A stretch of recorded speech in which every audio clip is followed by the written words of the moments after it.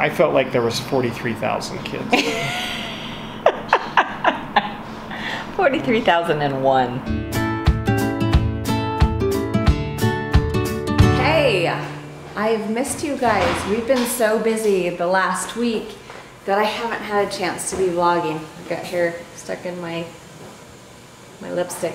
Anyways, Mason wanted to... I didn't see you. Mason wants to start the day with a song and a dance. So why don't you go ahead and get started with that? I guess not. It's a little early today. What's wrong, baby? You tired? You sleepy? It's an early morning today. We've got a big day planned. So if you watch our vlog, you know that we go down into the village. These kids are at high risk for trafficking. And so we're going down there each week, and we teach a literacy class with the guy that's over this organization. His name is Francis. So he leads that up and we just go and assist. This week is a conference for the kids in the village, and today's our day to be in charge. Well, Michael's in charge because I don't know Spanish. So, Michael, this is how we perceive that this is going to go down. You want to say how it's going to go down? Yeah, we're going to talk about human trafficking and what it is and how the kids can be aware of it and protect themselves from it.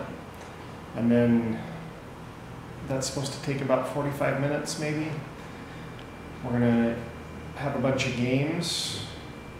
Courtney's going to teach dance. We have food. So we're hoping it takes about 3 hours of their day up. That's the goal. But we probably won't get started till late, so I don't know. We probably don't have to really fill 3 hours, but it'll be fun. It'll be at a church that was, a local church is letting us use their building, so that's nice. It'll be a little bit more organized than normal because we'll be inside the building. All right, let's do it. Looks so official with your OUR shirt. Thank you.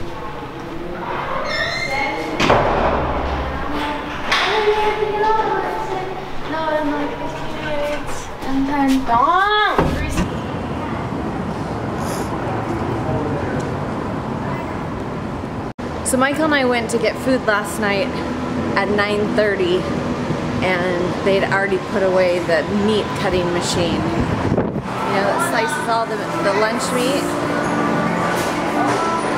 No camera? Can't have a camera in here. Michael! I can't have a camera in here. I've gotta leave it.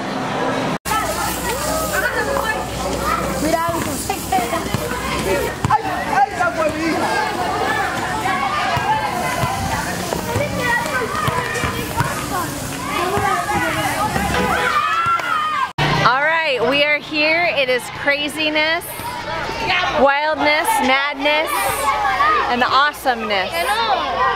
So yesterday, they had three dentists come in and clean all their teeth and do the fillings and basic dentistry. Estamos jugando. ¿Ah? Jugando. Video.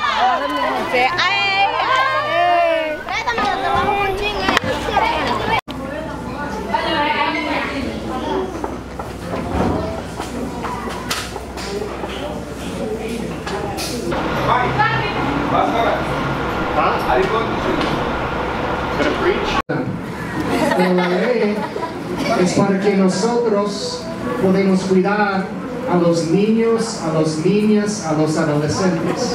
¿Entienden? Es para proteger a ustedes.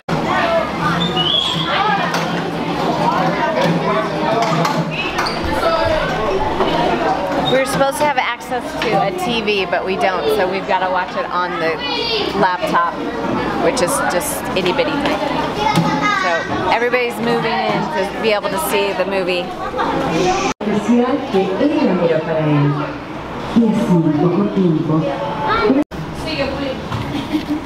Mira, Emma, hay gente afuera. Can you pick up that bread? Yeah.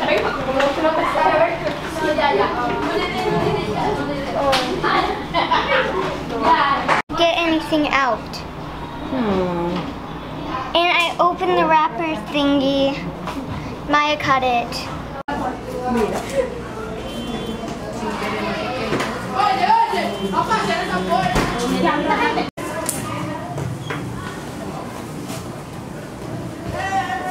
Have a couple. Mom, can I get this little girl soda? Yep.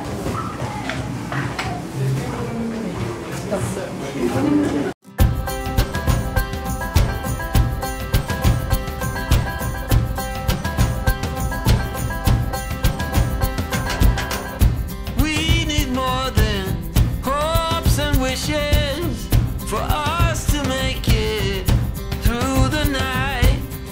Stormy weather, weary eyes, hope to make it through the night. Before this night is over, I will guide you home. All this time you thought we'd never pay the price. Grupo, grupo. Grupo allá. Grupo allá. In the game of life, you have to roll the dice. My heart got so used to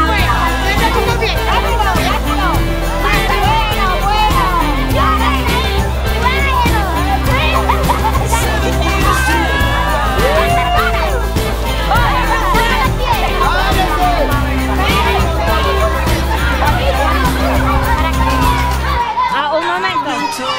Aquí. Aquí.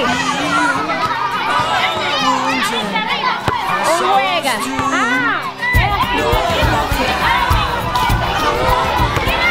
So we made those strips for a game and it's just total chaos. Complete, utter chaos. Like they're all using them for different things. They want to wear it.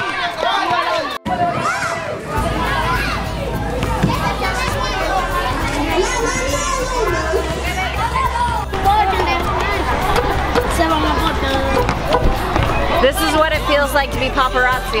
Not to be paparazzi, to be like, to have paparazzi following you.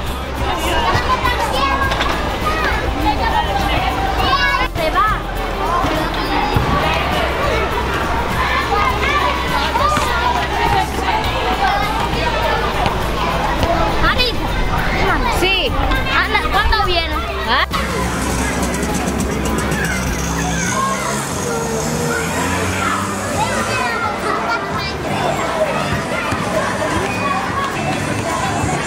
Full clip. So we just wanted to kind of recap the day, the highlights, Where am I the supposed to look? lowlights. Look right into their eyes. Gaze Right right there? into their eyes. Yes. Is it okay if I blink? Yes, you can blink. The video that we put together doesn't really show, stop it, doesn't really show the chaos that was happening there, because when it was totally chaotic, I had to put the camera down and like go put out fires. It was pretty chaotic. Courtney said it was the most stressful situation she's ever been in. Francis does a really good job. He does this summer camp for these kids, and it's a week long, but it's also a thing where it's built up over the week, and so he started out with the normal 50 to 60 kids that he's accustomed to working with, and it's gone to 90. 100 or more today, I think, because we brought 90 sandwiches. It was pretty much chaos. It was pretty hard to control them. It was Lord of the Flies. Yeah, we got, I mean, we got through some of my presentation, but we like didn't the get through all most of it. important part was how to not get trafficked, how to protect yourself, and like we had to call it quits. We brought them out of their neighborhood to go, and we met at a church, so they were really excited about that. But like, it made me realize today, like, as I've had the rest of the day to think about it, they're probably always hungry. And I grew up on a farm, and there were some hard years, I think, but I don't remember them extremely well. But I know that we ate a lot of potatoes because we didn't have other food. But I don't think I was hungry. I don't know that I can understand that. And so when we bring out food, there's a lot of chaos, but They were like busting down the doors trying to get in. But like, yeah. But then I was telling Marissa, like, when I used to work at a job where everybody's making 6 figures, and they would bring pizza in to my office, like, everybody would act like animals. Like it was like a herd of animals.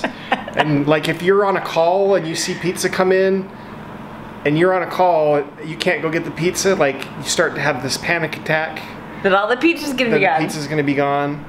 Like, and these are dudes that are making 6 figures. Like, they can afford to get their own pizza. If it runs, if it runs out. Worst case scenario, which by the way, very rarely that happens because the business knows if they run out of pizza and somebody doesn't get pizza, it's chaos. Bad news. It's bad news. That person might quit.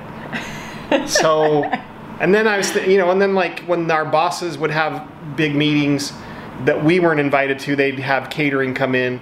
And I remember guys like would sit there and like wait outside the door, like seeing if there'd any scraps of food left that they could eat, right?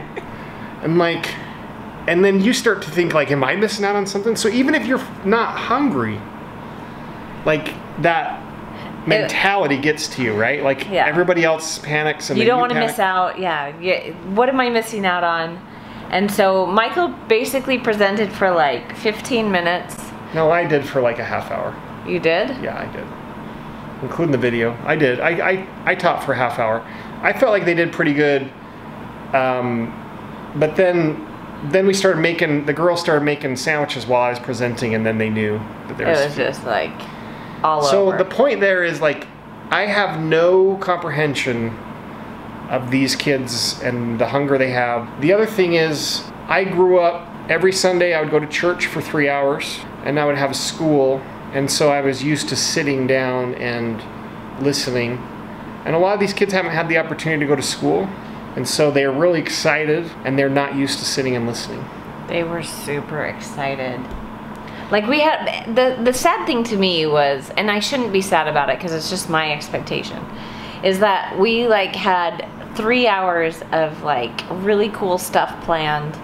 Like fun games, the dancing, and like, pretty fun games. We got out the hula hoops, and it was like a mob of children coming and like trying to tackle us. With the amount of adults we had, there just was too many for us to There were 3 Spanish-speaking adults. And us too. And then, so you, Esperanza, and Francis. Mm-hmm. And then we can count Courtney as an adult and me. So there's 5 adults total, 2 of which we don't speak Spanish. They're worthless. Pretty much I was worthless. I was completely worthless in regards to telling kids to do stuff. So I don't even know like what the takeaway is. It wasn't that like, we are lamos. It wasn't like we expected. It was not. And it was really, really frustrating. It was the frustrating whole time was just frustrating. because, but you know what? Like it was frustrating, but now that I've had time to think about it, I get it. Yeah, I get it now. But it was really frustrating, and I felt like a failure in the moment. Like, why is this not working? Like, what have we done wrong? Because we put a lot of time into preparing for it. Yeah. And so that was part of it, yeah. Like, we are failing the kids. You know, some of them talked about what they learned, and you weren't there for that part. Like, they talked about what they learned about what I taught, and the thing is, they had the opportunity to have some fun today. It wasn't what we expected. It was a really hard experience. I was really happy like that we could teach them about trafficking and ways, like things that they needed to look out for. And so it was really disheartening that we couldn't get that message to them. Because I feel like this is one of the highest targeted areas in the city, in the country. This is one of the biggest targeted areas where these kids are targeted for trafficking. And so it's like, this is really crucial information for them to hear. I should have like videoed more of the chaos, but it seriously was like putting out fires. You can't imagine it. Like it was, it was so out of control. It was unbelievable. We couldn't even get a picture. We couldn't even get them to get in a picture. Like, not even close. Not even close. It's not like we got them in a group and they wouldn't smile. Like you couldn't get them to do anything. Go to the picture spot. No, I spent 20 minutes. I like borrowed some kid's whistle off of him. Like it was the worst whistle I've ever seen in my life.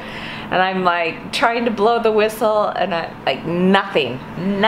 You know what'd be funny though is if you went and asked the kids, they probably were like, yeah, that was great. That was a fun day. I think there was more than 90 kids. I felt like there was 43,000 kids. 43,001. The moral of the story is, like, you go to another country, you're in a different culture, and That you don't understand. every once in a while you're going to get slapped in the face with the different culture. And, like, With reality. by the way, like, just because we had those expectations doesn't mean our expectations were the right ones. That's like, true. Those are our expectations from where we come from. That's it. I think I still don't even know what to say right now. Like, We're still in a little bit of a shock. We really felt like the shock of it just wasn't what we just expected, happened. and I think it has, like, made me really think about how different it is, how different these kids' lives are than mine was. My hand, I've been holding this camera for 13 minutes.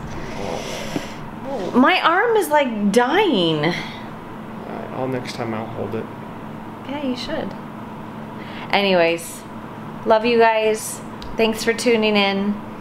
And we'll see you guys soon.